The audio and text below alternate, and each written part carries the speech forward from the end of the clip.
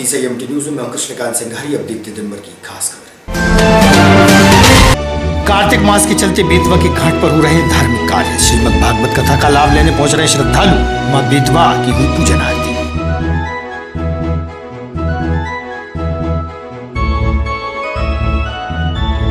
समय सीमा की बैठक में कलेक्टर ने दूर पड़े कार्यों को समय पर पूरा करने के दिए विभागीय अधिकारियों को दिशा निर्देश।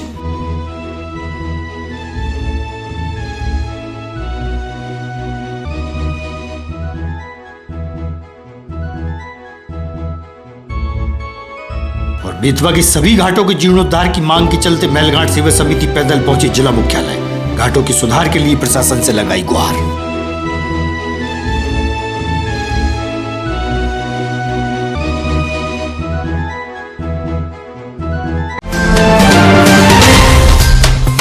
अब खबर विस्तार से।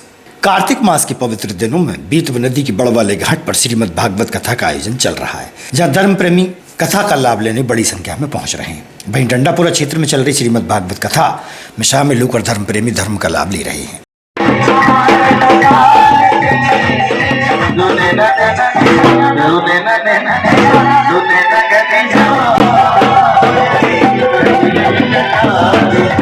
की कृपा हमें मिले, ये भाव था। बड़ा सुंदर रास नृत्य होता है। रास नृत्य में कहा जाता है 1 साल तक वह रात एक रात्रि बनी नाम है, यही पति देव है। ऐसी संस्कृति कहाँ मिलेगी। लोग अर्थ लगाते हैं भागवत में भगवान ने स्नान करती महिलाओं के वस्त्र चुराए। इसका यह अर्थ नहीं है। सिर्फ ये देखना था कि ये कौन कौन अब भी मन में भेद रखती है और कौन कौन ये मानती है कि हम तो कृष्ण में ही है। इस भेद को मिटाने भगवान ने उन गोपांगनाओं की परीक्षा ली और आज भी कुमारी कन्याएं कात्यायनी का जो व्रत करती है, माता पार्वती की पूजा करती है, तो उनको बड़ा सुंदर श्रेष्ठ गुणों वाला उत्तम कुलीन ज्ञानवान वर प्राप्त होता है। कात्यायनी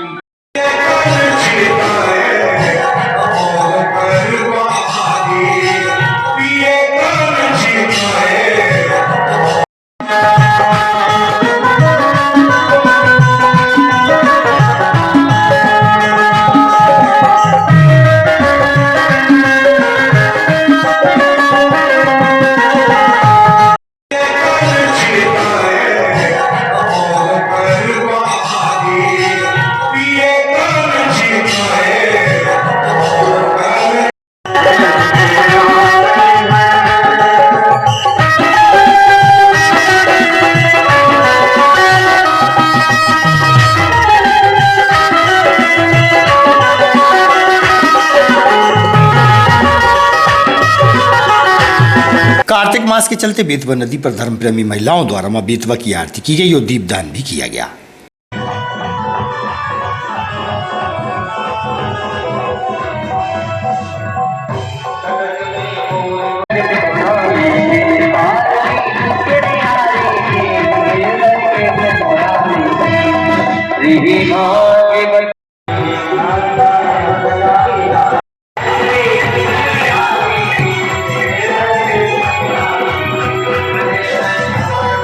जो है आप देख रहे हैं, जो भीड़ भाड़ महिलाओं की और पुरुषों की इस समय दिख रही है, ये कार्तिक पूर्णिमा के उपलक्ष्य में ये महिलाओं का यहाँ पर आना हो रहा है और ये महिलाएं यहाँ पर आकर जो है दीपदान कर रही हैं। और जैसा कि आप लोगों को विदित है कि सुबह सुबह भी स्नान करने माता बहनें यहाँ पर आती हैं और इसी उपलक्ष्य में ये 1 महीने का पूरा मास रहता है, कार्तिक मास। बेतवा में दीपदान करने का महत्व है। बेतवा जी में, गंगा जी में चारों मतलब बेतवा जी अपने आए, अपना ये सौभाग्य है अपन विदिशा वासियों का अपने यहाँ गंगा के रूप में माँ बेतवा जी हमारे यहाँ बह रही हैं। ये संपूर्ण भारतवर्ष में ये कार्तिक मास जो है भगवान लक्ष्मी नारायण का ये पूरा महीना रहता है और इस महीने में दीपदान करने का विशेष महत्व रहता है। ये सीधा यहाँ से जो दीपदान करने से जो है वैकुंठ धाम की प्राप्ति होती है। ऐसा मतलब शास्त्रों में बताया गया है कि जो भी कार्तिक मास में माताओं बहनों के द्वारा या धर्म प्रेमी बंधुओं के द्वारा गंगा जी के दर्शन करे जाते हैं, दीपदान करे जाते हैं, आरती पूजन करी जाती है, उनको सीधे वैकुंठ धाम की जो प्राप्ति होती है। भारत स्काउट एवं गाइड की स्थापना दिवस के अवसर पर स्काउट गाइड के अध्यक्ष एवं छात्र छात्राएं जिला मुख्यालय पहुंचे, जहां उन्होंने वरिष्ठ अधिकारियों को बैच लगाए और समाज सेवियों द्वारा चंदा एकत्रित कर भेंट भी किया गया। समाज सेवी व छात्रों द्वारा जानकारी दी गई।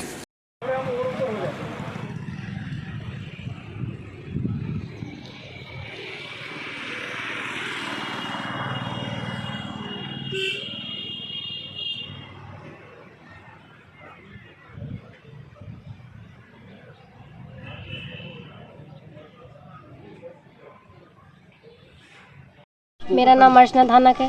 कौन से स्कूल में पढ़ते हो? मैं शासकीय उत्कृष्ट उच्चतर माध्यमिक विद्यालय से कौन सा हूँ। दिवस है और क्या आप यहाँ पर कार्यक्रम कर रहे हैं? आज स्काउट गाइड स्थापना दिवस है, 7 नवंबर को हम यहाँ पर आए हैं।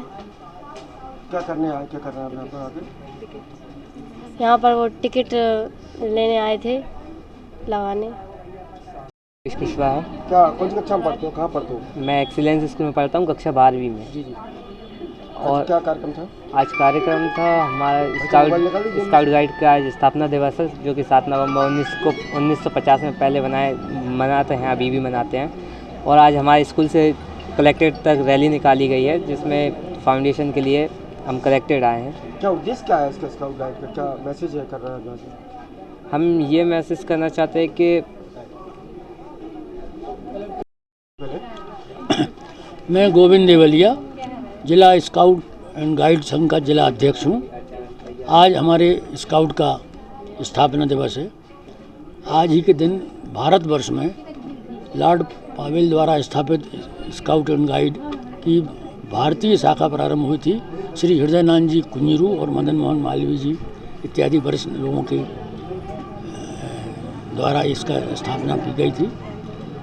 हम हर वर्ष स्थापना दिवस मनाते हैं और इस अवसर पर स्काउट का एक प्रतीक चिन्ह है, जो ये द्रष्टव्य है, इसको सभी आपस में भी लगाते हैं और सारे अधिकारियों को और अन्य जो वरिष्ठ समाज जन हैं उनको लगाकर एक राशि एकत्रित करते हैं, जो इसमें फंड एकत्रित होता है, जो हमारी वर्ष भर चलने वाली गतिविधियों के लिए भी एक जमा राशि का काम करता है। प्रत्येक सोमवार को होने वाली समय सीमा की बैठक में कलेक्टर ने विभागीय अधिकारियों को अधूरे पड़े कार्यों को शीघ्र पूरा करने के दिशा निर्देश दिए। वहीं अधिकारियों ने आयुष्मान कार्ड का लक्ष्य पूरा करने की बात भी कही है।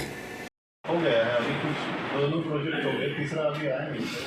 आयुष्मान पर चर्चा करना चाहते पड़े। ये आयुष्मान के लिए देखो, आयुष्मान कार्ड में ये भी हमें लगता है कि अभी जन सेवा अभियान सुन लीजिएगा, खत्म हो गया और अभी हमें कोई काम नहीं करना, ऐसा नहीं है। अभी और ज़्यादा में 100% आयुष्मान कार्ड बनाने का लक्ष्य रखेंगे। तो अभी तक हमारे 3 लाख अभी भी शेष है। 6 लाख हमारे आयुष्मान कार्ड बने हैं और 9.5 लाख का टारगेट, 3.5 लाख अभी भी शेष है हमारे लगभग। तो ये 3.5 लाख आयुष्मान कार्ड अगर बनाने हैं तो हमें अच्छी रणनीति बनानी होगी। छिंदवाड़ा 20,000 से नीचे कर ही नहीं रहा है, हमें 2.5 लाख काम करना है। हो गया सार्थक एंटरप्राइजेस का हो गया, तो करा दो जल्दी से भाई, हो गया ना, इसी बात पे। महलघाट सेवा समिति के तत्वाधान में विदिशा के चरण तीर्थ घाट सहित बेतवा के सभी घाटों के जीर्णोद्धार की मांग करते हुए पैदल ही जिला मुख्यालय पहुंचे, जब बेतवा नदी के सभी घाटों की मरम्मत एवं जीर्णोद्धार की मांग की गई और चोर घाट नाला बंद करने की मांग भी की है। महलघाट सेवा समिति के आनंद प्रताप सिंह सहित उनकी टीम उपस्थित रही और प्रशासन से घाट के सुधारों की मांग की जा रही है।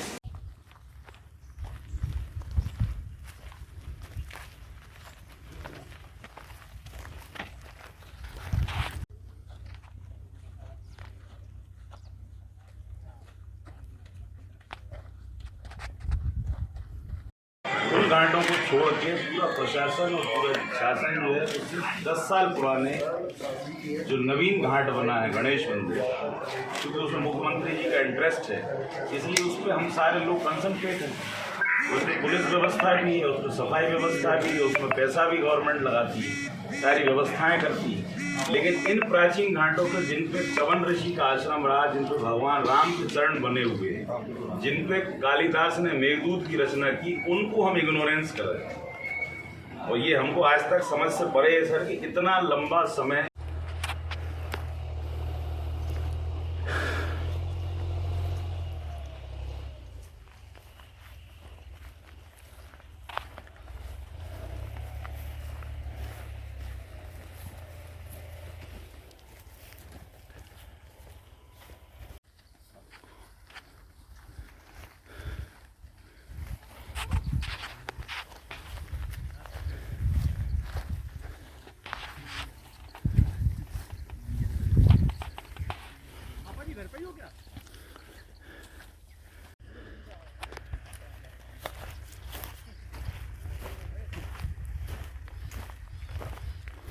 बंगला घाट की तरफ बढ़ती हुई हमारी ये पदयात्रा नदी किनारे किनारे चल रही।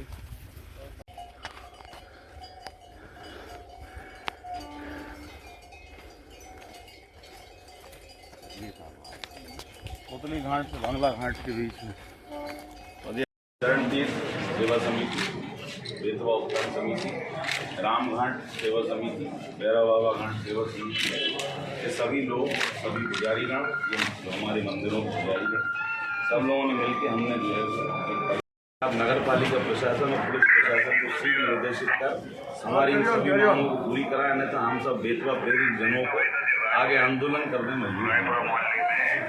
क्या है सर, एक छोटी सी बात आप समझ सकते हैं, आप लोग काफ़ी समय से यहाँ आए हुए। मेरा नाम आशीष महेश्वरी है। आज हमने चरण तीर्थ घाट से बेतवा मैया का जो भी घाट हमें बीच में मिलते हैं उसको लेकर हमने घाट घाट जाकर एक परिक्रमा करी है और प्रशासन को हमने आगाह करा है कि शीघ्र अतिशीघ्र जो हमारे घाट विलुप्त हो रहे हैं, जो हमारे पुराने घाट थे, उनका वैभव पुराना लौटाया जाए। क्योंकि हम देखते हैं हमारी बेतवा माँ को कई तरीके से, कई जगह से उनमें गंदगी फैलाई जा रही है, कई नालों का गंदगी उन बेतवा मैया में मिल रही है। उसको लेकर हम विदिशा के जनसेवक होने के नाते हमारा दायित्व है कि बेतवा मैया की रक्षा के लिए हम सब संकल्पित हैं। उसी तारतम्य में महलघाट सेवा समिति ने आज ये यात्रा निकाली है। हम सब अभी जाकर कलेक्टर महोदय को भी इस चीज़ से अवगत कराएंगे। हम सब साथी लोग जा रहे हैं। ये मेरा नाम आनंद प्रताप सिंह है, मैं महलघाट सेवा समिति का सदस्य हूँ।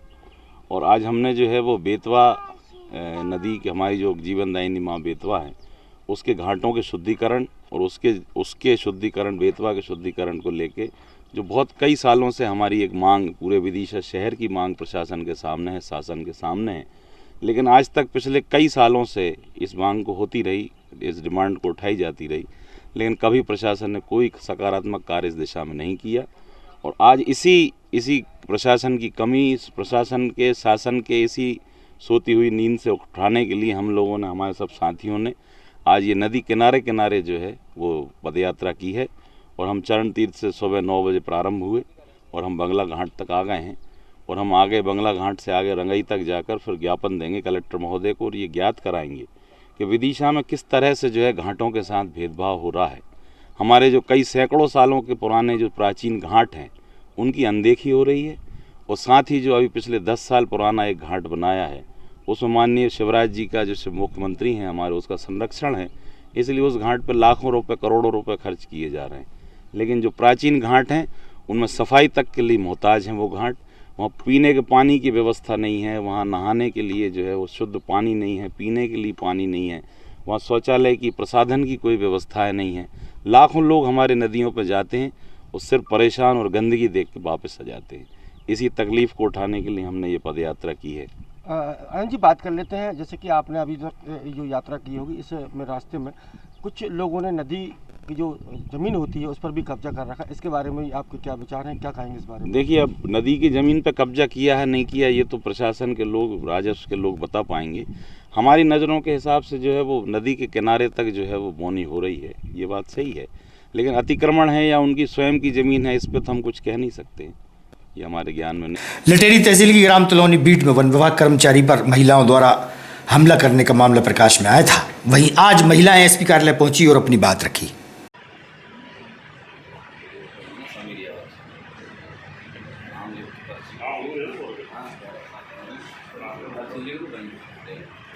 वो तो हमारे कोई भी नहीं है बाबूजी, हमारे दादी ससुर की जमीन है तो पुराने तो जब उनने आरोप लगाया कि लकड़ी काट रहे थे आप जंगल में। कोई भी नहीं किया साहब हमने ऐसा गलत काम। उदयवान सिंह यादव। जी, ये क्या पूरा मामला तिलोनी बीट में जो घटना घटी है? नायक समाज की महिलाएं जंगल में लकड़ी काटने के लिए जाती हैं और वहाँ पे नागदार साहब इन्हें मिले थे,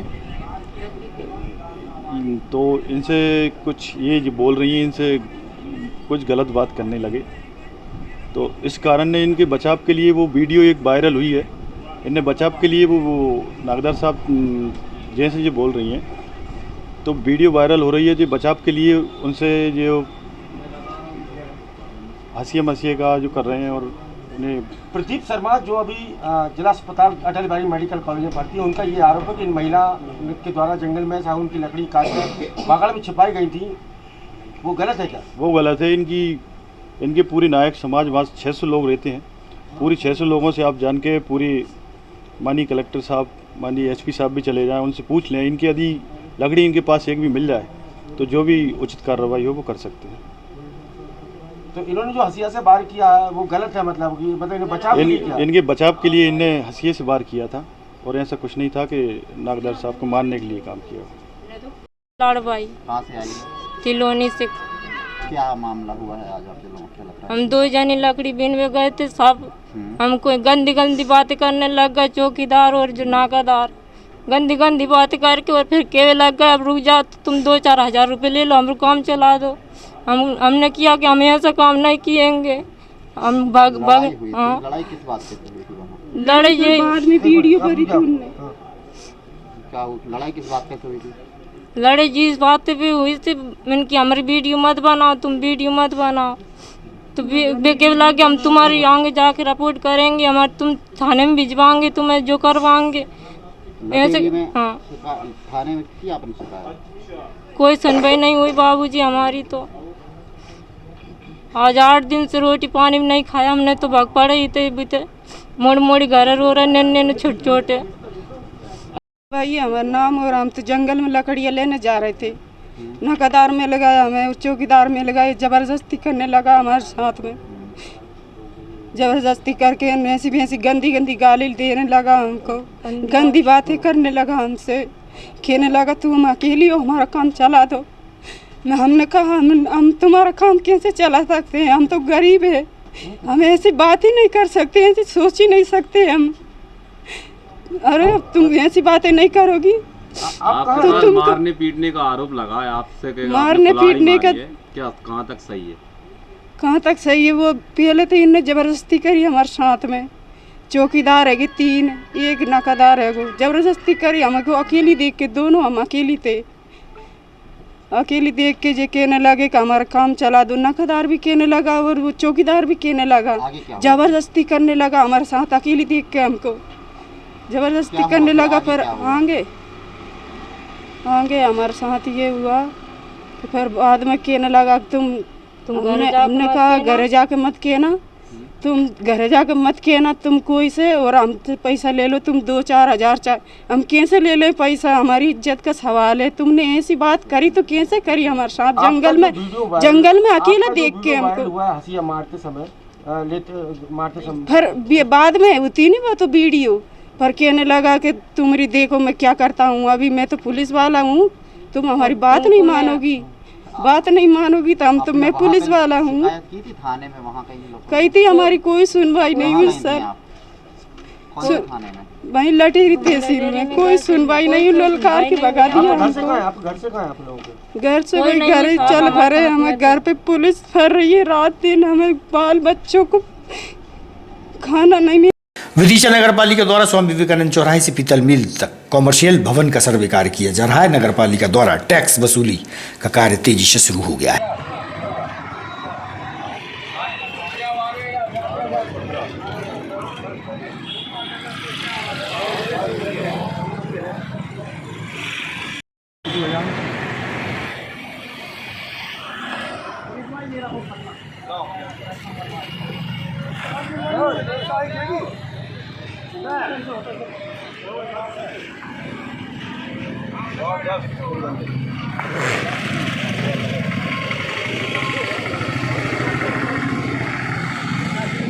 आरआई साहब का नंबर है,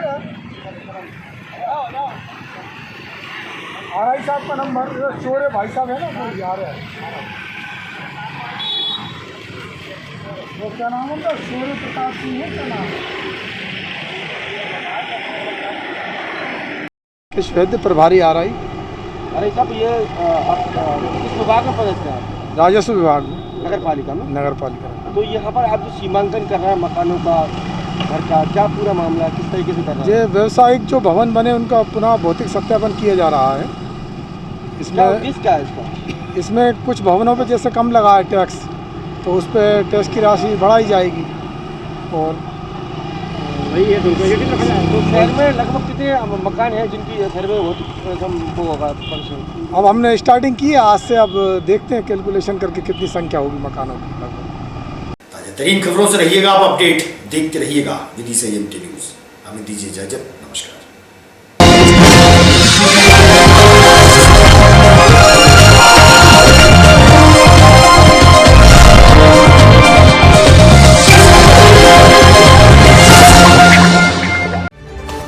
खबरों में फिलहाल इतना ही। शहर की ताज़ा तरीन खबरें अब आपके मोबाइल पर भी उपलब्ध है। YouTube पर EMT News 24/7 को सब्सक्राइब करें और जानें शहर की ताज़ा तरीन खबरें। और हाँ, बेल आइकन को दबाना ना भूलें, जिससे आप रहे हर खबर से अपडेट।